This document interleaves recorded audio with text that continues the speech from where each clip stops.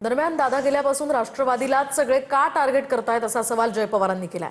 खरात सोबत सगळ्यांचे फोटो आहेत, मात्र टार्गेट आपल्यालाच आणि आपल्याच पक्षाला केलं जातंय असं जय पवारांचं म्हणणं आहे। यामध्ये झिरवाळ, पटेल, तटकरेंना टार्गेट केल्याचंही जय पवारांनी म्हटलं। जय पवारांच्या भावना पक्षासाठी अतिशय योग्य असल्याचं यावर तटकरेंनी म्हटलंय। दादा गेल्यापासून आपल्याच पक्षाला का सगळे टार्गेट करतात?